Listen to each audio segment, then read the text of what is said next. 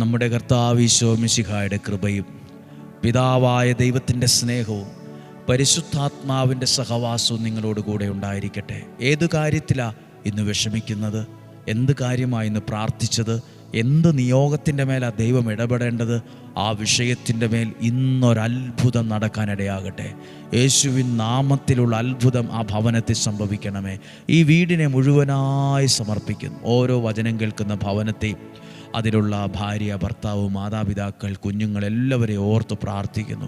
ആ വീടിൻ്റെ തിണ്ണ മുതൽ അടുക്കള വരെയുള്ള ഓരോ മുറികളും കയറി വരുന്ന വഴികളും ചുറ്റുവട്ടങ്ങളും എല്ലാം സമർപ്പിച്ച് പ്രാർത്ഥിക്കുന്നു. നിങ്ങളുടെ വരുമാന മാർഗങ്ങൾ, കൃഷിയിടങ്ങൾ, വളർത്തു മൃഗങ്ങൾ, ഓടിക്കുന്ന വാഹനം എല്ലാത്തിൻ്റെ മേലും ദൈവത്തിൻ്റെ സംരക്ഷണം ഉണ്ടാകട്ടെ. നിങ്ങളുടെ യാത്രകൾ, തീരുമാനങ്ങൾ അനുഗ്രഹമാകട്ടെ. രോഗങ്ങൾ, അപകടങ്ങൾ, ദുർമരണങ്ങൾ മാറിപ്പോകട്ടെ.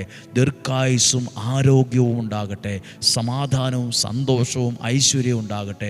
സാമ്പത്തിക ഭദ്രത നിങ്ങൾക്കുണ്ടാകട്ടെ. നിങ്ങളുടെ ബിസിനസ് നിങ്ങൾക്ക് അനുഗ്രഹമാകട്ടെ. നിങ്ങളുടെ വരുമാന മാർഗങ്ങൾ നിങ്ങൾക്ക് അനുഗ്രഹമാകട്ടെ.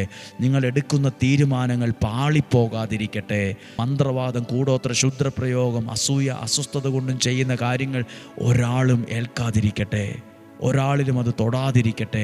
ദൈവത്തിൻ്റെ സുരക്ഷിത വലയം നമ്മളിലെല്ലാം ഉണ്ടാകട്ടെ.